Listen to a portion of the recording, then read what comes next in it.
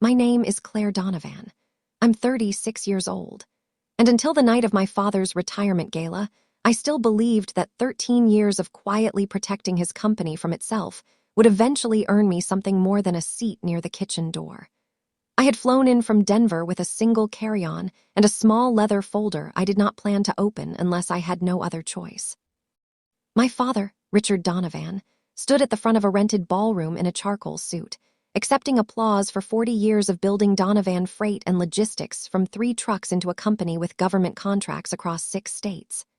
My brother, Preston, stood beside him in a suit that cost more than my monthly mortgage, waiting to be introduced as the man who would carry the company forward. When my father finally noticed me near the back of the room, he did not smile. He looked at my plain gray blazer, then at the small engraved plaque I was still holding, the one the State Transportation Safety Board had given me 2 weeks earlier for a highway corridor risk model that regulators said had already prevented at least one fatal collision. "Put that away," he said, low enough that only the closest tables heard him, but not low enough. "You embarrass this family with that little insurance job of yours, always finding problems where there aren't any." Several relatives near him laughed the uncomfortable laugh people give, and they want a joke to exist even when it doesn't. My mother examined her napkin with sudden intensity. Preston smiled the smile of a man watching a rival get corrected in public. I did not argue. I set the plaque on the gift table beside an oversized bouquet with Preston's name on the card, and I found my seat.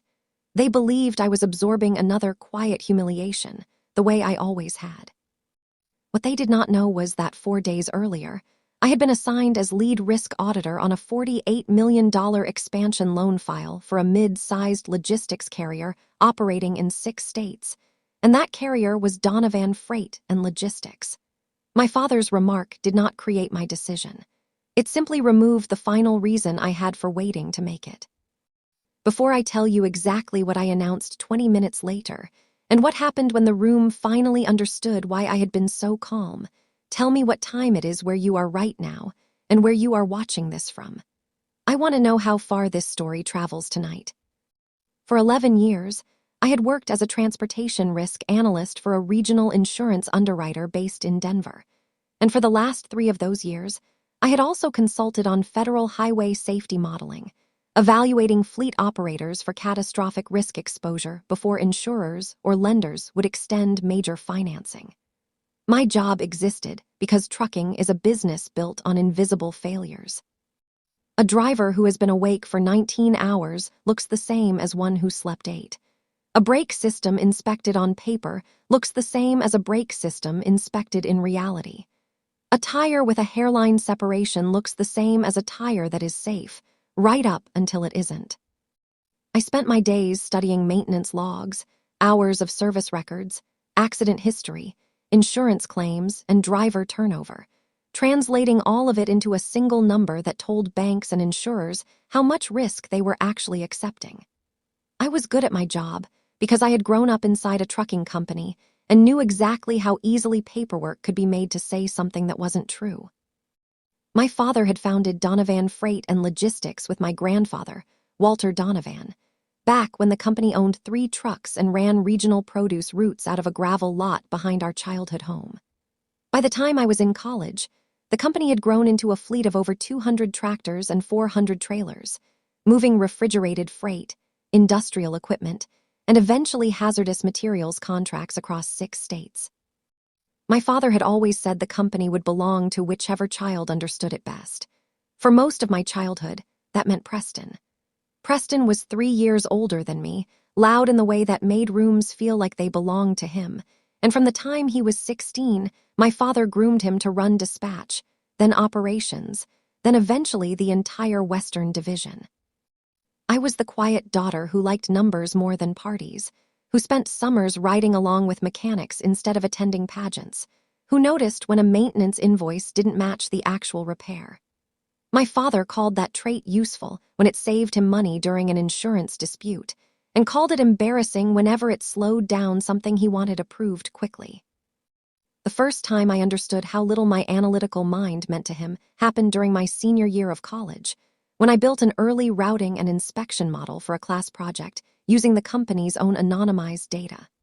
The model flagged 14 trucks in the Western Division, with maintenance patterns that statistically predicted brake failure within 90 days. I brought it home over winter break, excited, thinking I had found a way to actually help. My father skimmed it for 90 seconds, told me the real world didn't run on spreadsheets, and asked whether I could format something similar for Preston's presentation to a potential customer instead, something that would make the fleet look newer than it was. I did it anyway, because I still wanted him to be proud of me, and 3 months later, one of those 14 trucks lost its rear brakes on a mountain grade outside Steamboat Springs, sending 11,000 pounds of frozen poultry into a guardrail. The driver survived with a fractured pelvis. Nobody in my family ever mentioned that the truck had been on my list. After graduation, I chose a career deliberately outside the family business, in an industry where my ability to find problems was rewarded instead of resented. My father called it a betrayal at first, then eventually called it my little insurance job, the way people describe something they've decided not to respect out loud. I built a career precisely because Donovan Freight and Logistics had taught me that being right about a coming disaster was not the same as being wanted. Preston, meanwhile, was handed increasing authority with almost no real accountability attached to it. By his late 20s, he was running the Western Division. By his early 30s, after our grandfather Walter passed away, my father named him Executive Vice President of Operations and began publicly describing him as the future of the company. Preston had genuine charisma. He could walk into a customer's warehouse and leave with a signed contract that competitors had been chasing for a year. What he could not do, and never learned to do, was manage the unglamorous machinery underneath a fleet that large, the inspection schedules, the driver qualification files, the hours of service compliance, the maintenance documentation that federal regulators require precisely because trucks weighing 40 tons do not forgive shortcuts. Over the years, I heard fragments of trouble through relatives at holidays, a fired safety manager here, a quietly settled lawsuit there. But I had learned to keep professional distance from a company I no longer worked for, and a family that had made clear my opinions were only welcome when they were flattering.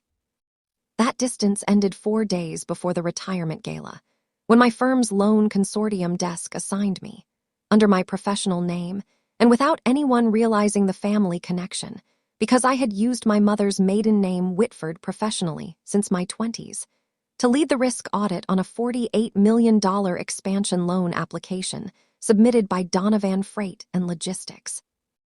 I almost recused myself the moment I saw the company name on the file. Professional ethics required disclosure of any conflict of interest, and a father who periodically called me an embarrassment at family dinners was about as conflicted as a conflict could get. But something stopped me before I picked up the phone to my supervisor. I had spent 13 years watching this company from a careful distance, hearing enough scattered detail to suspect the safety culture Preston had inherited was worse, not better, than the one that nearly killed a driver when I was 22. If I recused myself, the file would go to a junior analyst with none of my institutional knowledge of how this specific company hid its problems. I made a decision that I still believe was the right one, even though it was not the comfortable one. I disclosed the family relationship in writing to my compliance department, and I requested to remain on the file under a strict, documented independence protocol, meaning every finding I produced would be reviewed and countersigned by a second senior auditor before it left the building. And meaning I would have zero communication with anyone at Donovan Freight and Logistics about the audit outside formal channels.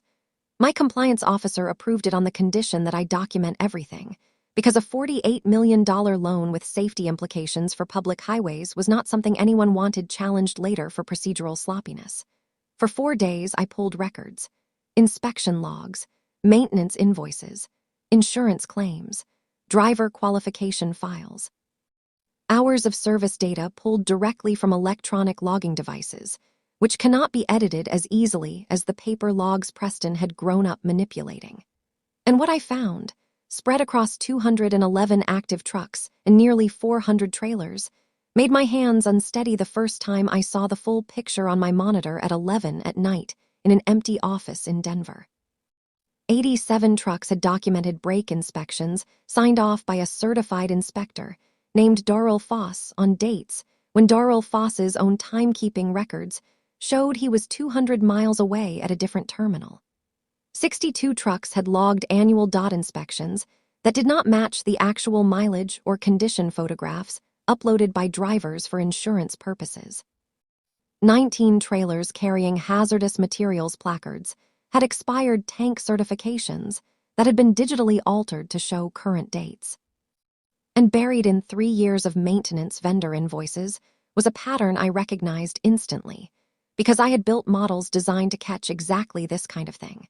A company called Ridgeline Fleet Solutions that had been paid nearly $2.1 million for brake and suspension work across the fleet, despite Ridgeline Fleet Solutions having no business license on file in the state where it claimed to operate, no employees on public record, and a registered address that Google Street View showed to be a self-storage facility.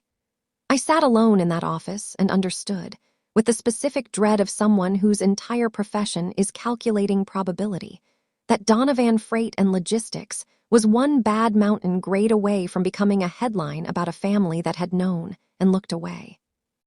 I finished my preliminary draft at 1 a.m, flagged the file for immediate escalation above the standard loan timeline, and sent it to my supervisor and the second reviewing auditor with a note that read, "This file requires expedited attention due to active public safety risk." Then I flew to the retirement gala the following evening, because my mother had asked me not to skip it, and because some part of me still wanted to see whether my father would say one kind thing to me before I said what I now knew I would eventually have to say. He did not say one kind thing. He told me I embarrassed the family in front of 40 guests 20 minutes before the caterers brought out the main course.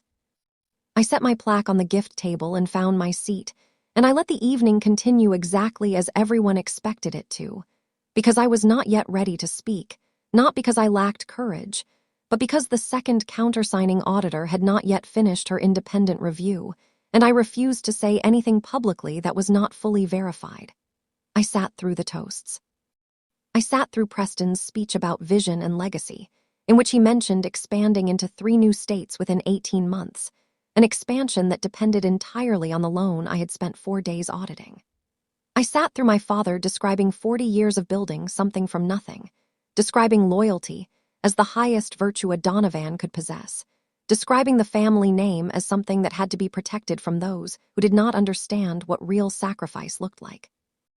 I watched my mother nod at every word, the way she had nodded at every version of this speech for as long as I could remember.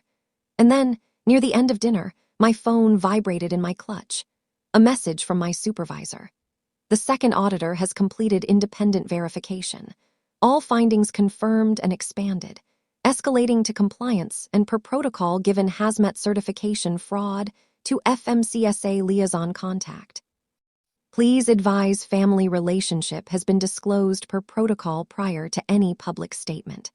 I read that message twice at the table, while my father accepted a 4th round of applause, and I understood that whatever I said next would not simply be a daughter defending herself. It would be the beginning of a federal safety review of a company employing 340 people. A company that was, at that exact moment, one signature away from a $48 million loan built on falsified inspection records. I stood up before dessert was served, tapped my water glass once, and the sound carried farther than I expected across a room already quieting for the evening's closing remarks.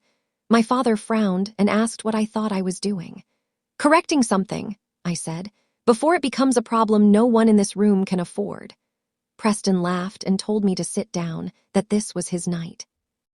I looked toward the ballroom entrance, where 2 people I had asked to arrive at exactly this hour were now walking in, Marisol Vega, the second auditor who had countersigned my findings, and Daniel Ackhaffer, the compliance liaison assigned to coordinate with federal regulators on active safety matters. Neither of them was smiling. My father's expression shifted from irritation to something closer to alarm when he recognized that these were not relatives or old friends arriving late. I told the room that before anyone raised another toast, they needed to understand something about the man being celebrated and the company being handed to his son. I said that I had spent the past 13 years working as a transportation risk analyst, that I currently led forensic underwriting audits for companies seeking major financing, and that 4 days earlier, without either party initially realizing the conflict, I had been assigned to audit Donovan Freight and Logistics for a $48 million expansion loan. My father's face went the color of the tablecloth. I said that my audit, independently verified by a second senior analyst, had found 87 trucks with falsified brake inspection signatures, 62 trucks with altered annual inspection records, 19 hazardous materials trailers operating on digitally forged tank certifications, and over $2 million paid to a maintenance vendor that did not legally exist. I said that these findings had already been escalated to federal transportation safety regulators, and that the loan, which Preston had just described to the entire room as the foundation of the company's next 18 months, would not be closing. The room did not gasp the way rooms do in movies. It went completely, physically silent, the kind of silence where you can hear ice settling in someone's glass 3 tables away. My father said my name once, quietly, the way you say something you're hopping isn't true. Preston stood so fast his chair scraped backward into a server carrying a tray of desserts. "This is a lie," he said. "You're doing this because Dad embarrassed you 20 minutes ago. This is revenge, plain and simple." Marisol answered before I had to. She explained, in the calm procedural tone auditors use precisely because emotion has no place in a finding, that the audit had been initiated 4 days prior, well before tonight's event, under documented independence protocols, and that she had personally verified every finding using primary source records, including electronic logging device data, that could not be retroactively altered.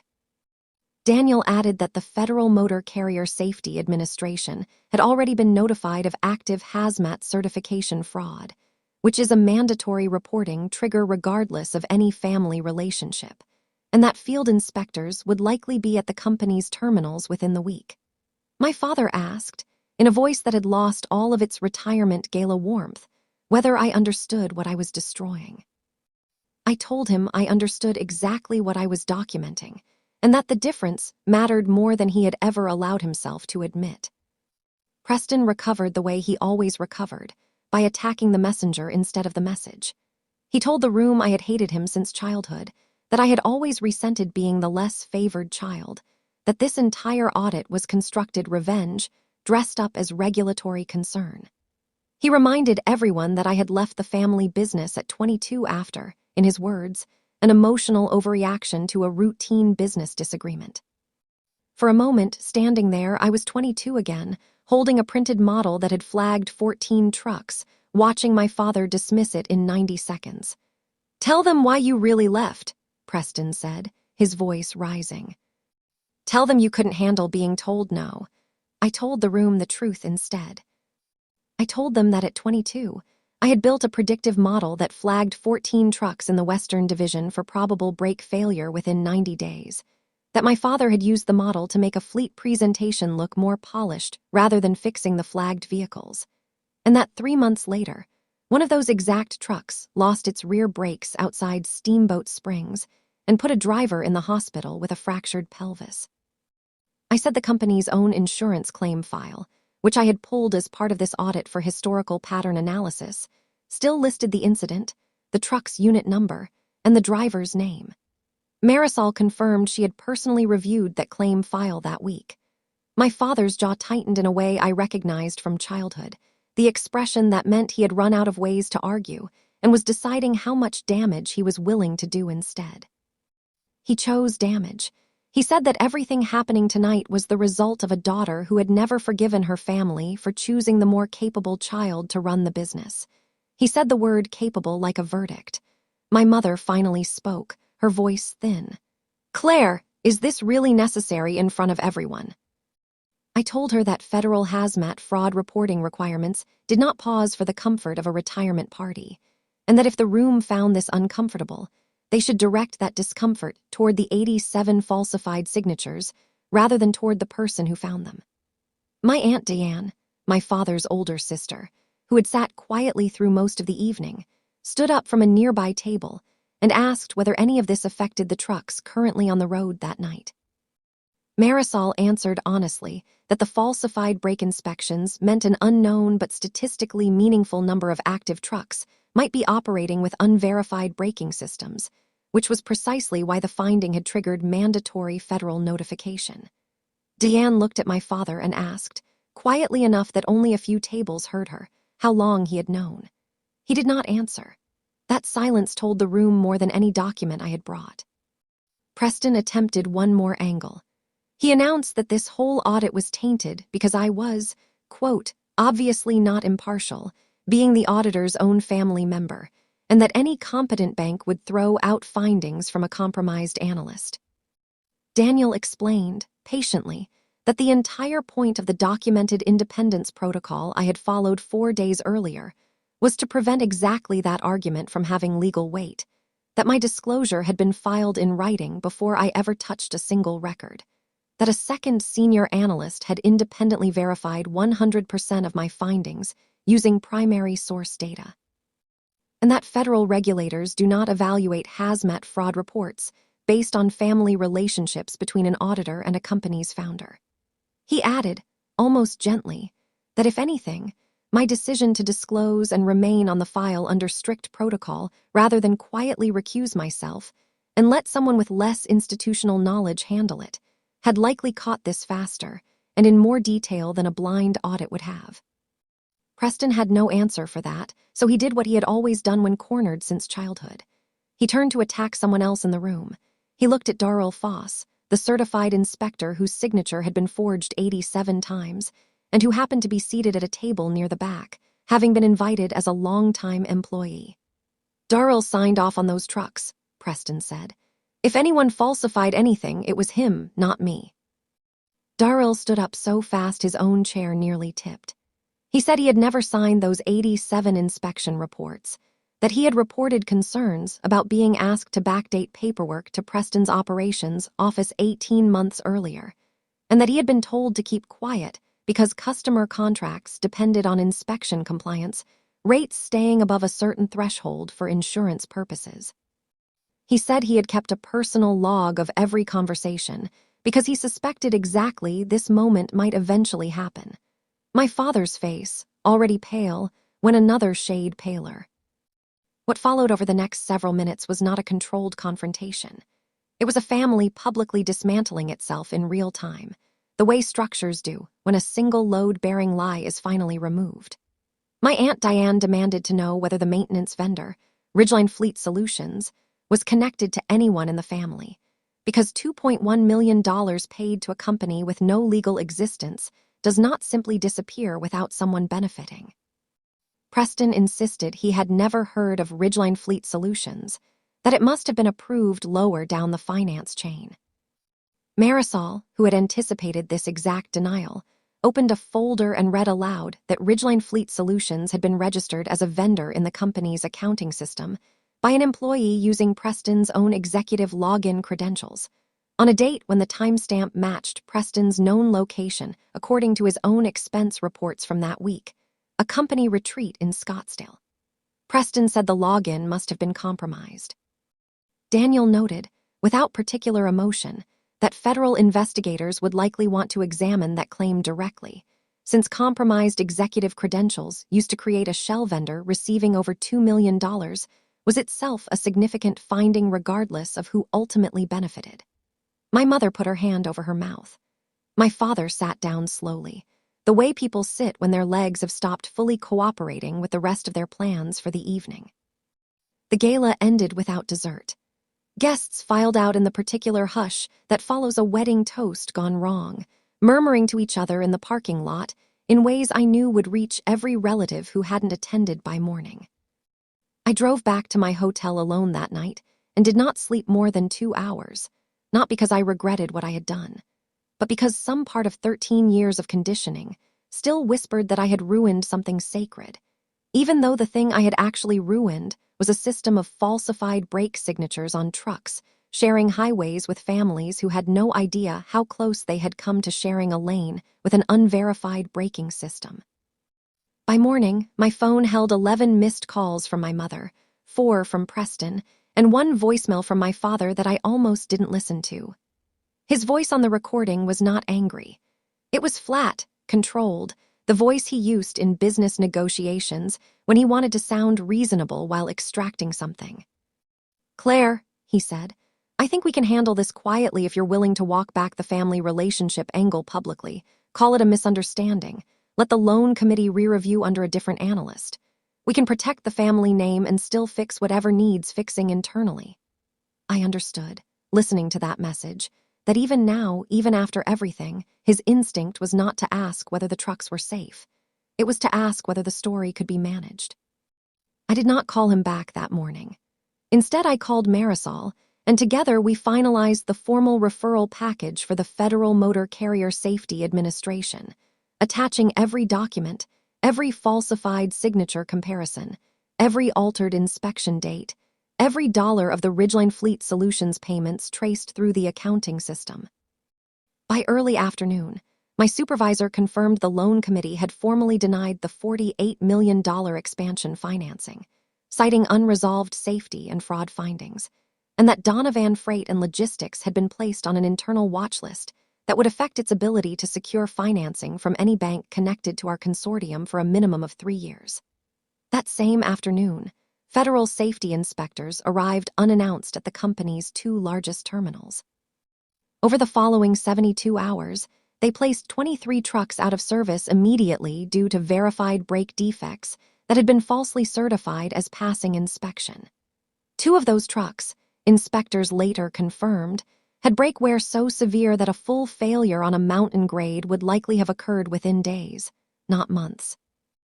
I learned later, from Daryl Foss, who called me directly to thank me for finally listening to what he had been trying to report for a year and a half, that one of those 23 trucks had been scheduled for a produce delivery run through the exact stretch of mountain highway outside Steamboat Springs, where my model had flagged a truck 14 years earlier.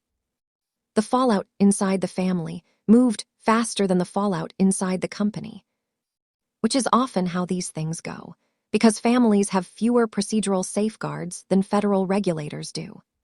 Preston's first instinct was to control the narrative before investigators finished theirs. He posted a lengthy statement on social media the following evening describing me as a bitter sister who had weaponized a professional position to sabotage her own family's legacy out of decades of resentment over not being chosen to run the company. He did not mention the 87 forged signatures. He did not mention Ridgeline Fleet Solutions. He did not mention the 23 trucks pulled from service.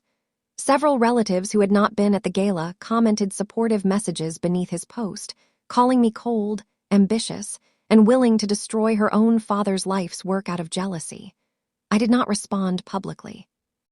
I saved screenshots, the way I had learned to do professionally, and I forwarded the entire post to Daniel, who noted that public statements minimizing an active federal safety investigation could complicate Preston's position considerably if regulators concluded he was attempting to obstruct or discredit the process. Within 2 days, a local business journalist who covered regional trucking and logistics contacted the company for comment after hearing rumors about the terminal inspections. Preston, apparently believing he could control the story better than his father could, agreed to an interview and repeated the same narrative, that a disgruntled family member had exaggerated minor paperwork issues out of personal spite. The journalist, doing basic due diligence, filed a public records request with the state and confirmed that 23 trucks had in fact been placed out of service for verified brake defects, and that a shell vendor with no legal business registration had received over $2 million in payments traced to Preston's own executive credentials. The resulting article did not use the word spite. It used the words falsified safety records, and it ran with a photograph of one of the impounded trucks still sitting in an inspection lot with a bright red out-of-service tag on its windshield. That article changed everything inside the family, because it was the first piece of information Preston could not spin, dismiss, or reframe around a dinner table, since it existed in print with his own name attached to quotes he could not later claim were taken out of context. My mother called me 2 days after it ran, her voice different than it had been on any of the 11 missed calls from the morning after the gala. She asked, quietly, whether I had really found brake failures that severe. I told her yes, and that one of the impounded trucks had been scheduled for the same mountain route where a similar failure had hospitalized a driver 14 years earlier. She was silent for a long time. Then she said something I had never once heard her say in 36 years.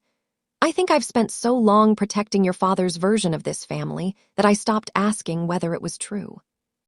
I did not have a gentle response ready for that, so I simply told her that I hoped she would keep asking, because the asking was the only part any of us could actually control now.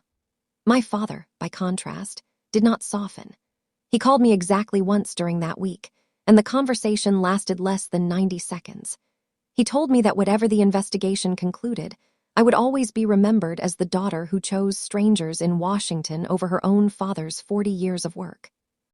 I told him that the 40 years of work were not in question, only the last 3, and that I had chosen the drivers on those trucks and the families sharing highways with them over a version of loyalty that required pretending forged signatures didn't exist. He hung up without responding. Over the following month, the investigation widened in ways none of us, including me, had fully anticipated. Federal auditors, working alongside state insurance fraud investigators once the falsified vendor payments came to light, discovered that Ridgeline Fleet Solutions was not simply a shell company invented to skim maintenance funds. It had been created 18 months earlier by a former Donovan freight and logistics finance manager named Curtis Pell, who had left the company under murky circumstances that, at the time, my father had described to relatives as a mutual parting of ways. Investigators found that Curtis Pell had continued receiving payments from the company for nearly a year after his departure, routed through the shell vendor, in exchange for helping Preston obscure a widening gap between the company's reported maintenance spending and its actual maintenance spending. A gap that existed because Preston had spent company funds on personal expenses he did not want appearing on his own executive expense reports, including payments on a lake house in a neighboring state, a leased sports car registered under a business use exemption he did not qualify for, and nearly $90,000 in what internal records vaguely labeled client development, but which receipts eventually traced to a private box at a professional football stadium that Preston used almost exclusively for personal entertaining. None of that money had anything to do with actual truck maintenance, which meant the trucks that should have received roughly $2.1 million in real brake and suspension work over 3 years had, in practice, received a small fraction of that amount, while the paperwork claimed full compliance. My father's role in all of this became harder for him to deny with each passing week, though he never stopped trying.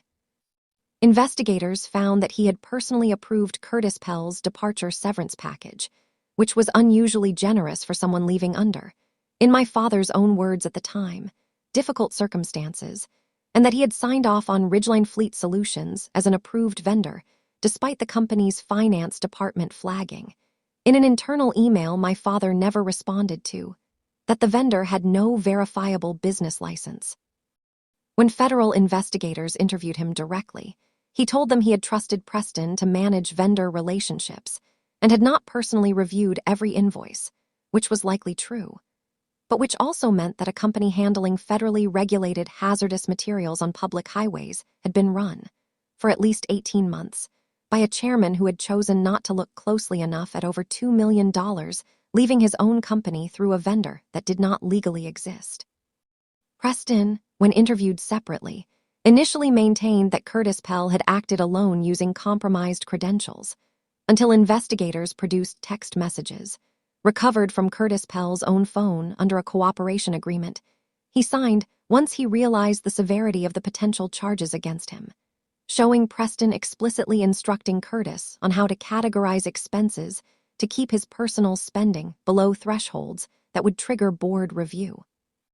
One message, dated 11 months before the gala, read simply, "Keep it under the reporting line. Dad doesn't need details. He trusts me with this stuff."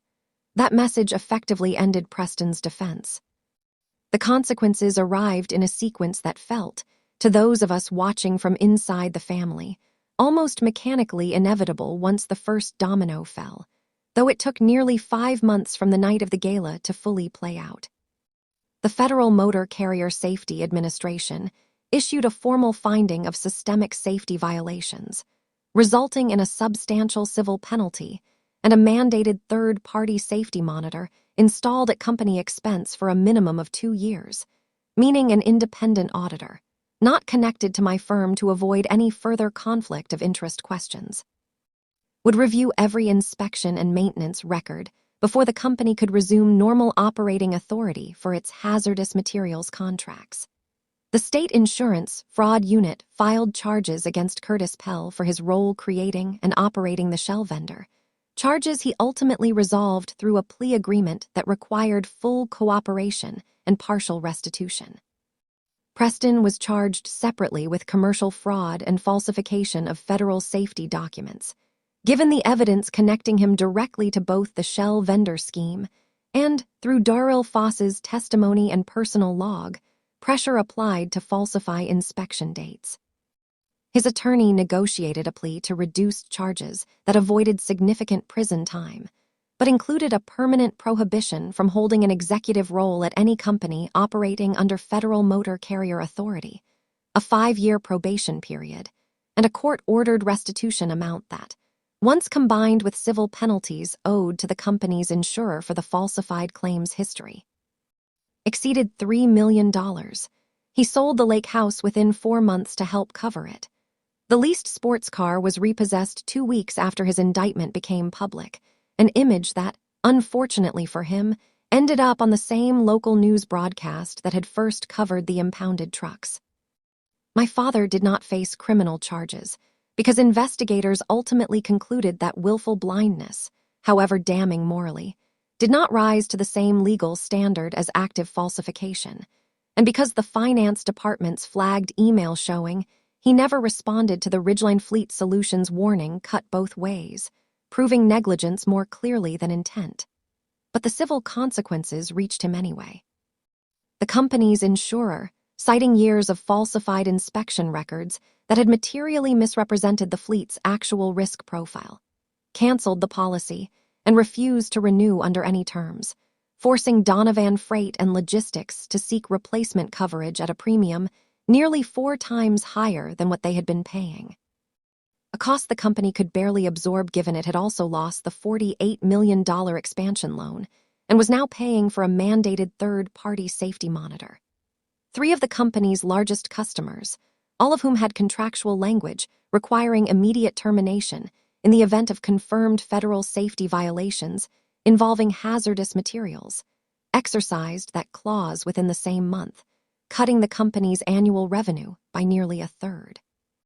My father, facing a company that could no longer sustain its debt obligations under its existing ownership structure, was forced by the board, which included 2 independent members my grandfather had insisted on decades earlier specifically to prevent exactly this kind of unchecked family control, to step down as chairman. He retained a minority ownership stake, but for the first time in 40 years, Donovan Freight and Logistics was run by someone outside the family, an interim chief executive named Marcus Alderidge, who had spent 15 years turning around distressed carriers after safety violations, brought in specifically because he had no history with our family's version of events and no instinct to protect anyone's legacy over the company's actual survival. I want to be honest about something, because I think honesty matters more here than making myself sound purely righteous. I did not feel triumphant watching any of this unfold. I felt something closer to grief, the specific grief of watching a structure you grew up inside collapse under weight it had been carrying dishonestly for years, weight that could have been addressed at any point if someone with authority had simply chosen truth over comfort. I did not enjoy watching my father lose the company he built from 3 trucks. I did not enjoy watching Preston sell a lake house or lose a leased sports car in a parking lot on local news. What I did feel, and what I allowed myself to sit with instead of apologizing for, was relief, the specific relief of knowing that 87 trucks would now be inspected by people who could not be pressured to falsify a signature, that 19 hazardous materials trailers would carry certifications that were actually true, and that somewhere on a highway outside Steamboat Springs, a driver I would never meet was not going to lose control of a truck whose brakes existed only on paper. My mother and I rebuilt something over the following year, slowly, in the specific way rebuilding happens when both people are willing to stop performing a version of family that never actually protected anyone. She began attending her own therapy, separate from any effort to reconcile with my father, and she told me during one visit that she had spent decades believing her job was to keep the peace between her husband's ego and her children's reality, and that keeping that particular peace had cost more than she had ever allowed herself to calculate. She apologized, without qualifying it, for the times she had watched my father dismiss my work and said nothing. I told her I appreciated the apology more than I could easily put into words, and that I did not need her to carry guilt forever, only to keep noticing going forward. Preston and I have not spoken since his sentencing hearing, where he told the court, through his attorney, that he had been groomed his entire life to believe results mattered more than methods, a statement that struck me as simultaneously true and insufficient, an explanation that did not undo 23 trucks with falsified brake certifications, or the driver outside Steamboat Springs 14 years earlier, who never received an apology from anyone in my family. My father and I have spoken twice since the gala, both times brief, both times ending with him repeating some version of the same sentence, that I chose strangers in Washington over my own family's 40 years of work. I have stopped trying to convince him otherwise, not because I doubt my answer, but because I finally understand that some people will only ever be able to see loyalty as silence, and I am no longer willing to purchase anyone's approval with my silence, especially not when the cost of that silence gets measured in brake pads that were never actually replaced. Donovan Freight and Logistics still exists, technically, though it is a much smaller company now than the one my father spent 40 years building, operating under new leadership, a federally mandated safety monitor, and a board finally willing to ask hard questions before signing off on anything. I still work as a transportation risk analyst in Denver, and I have never once regretted following that 4-day audit through to its conclusion, even on the nights when regret would have been easier to feel than conviction. What I learned, watching an entire family structure collapse under the weight of paperwork that had been quietly lying for years, is that protecting people is not the same as protecting their comfort, and that being called an embarrassment by someone who benefits from your silence is not actually a verdict on your character. It is often simply a warning that you are getting close to something they need you not to see. Family loyalty, real loyalty, cannot require pretending forged signatures don't exist. It cannot require watching brakes fail on paper while they hold up a family name in public. And peace that depends on one person swallowing every uncomfortable truth for the sake of everyone else's version of legacy is not peace at all. It is simply a quieter kind of collision, waiting for its moment on the road. So here is the question I still think about, months later, driving past freight trucks on the highway the way I have for 13 years, except now I look at them differently than I used to. If the people who are supposed to love you unconditionally are also the people benefiting from a truth you're not supposed to notice, what do you actually owe them? Is silence really loyalty, or is it just a more convenient name for looking away? I would love to know what you would have done in that ballroom, whether you would have stayed seated after being called an embarrassment in front of 40 guests, or whether you would have made the same announcement I did, 20 minutes before dessert, knowing exactly what it would cost. Tell me in the comments, because someone reading your answer tonight might need permission to understand that protecting the people you love sometimes means refusing to protect the lies they've been telling about themselves. Thank you for staying with this story until the end.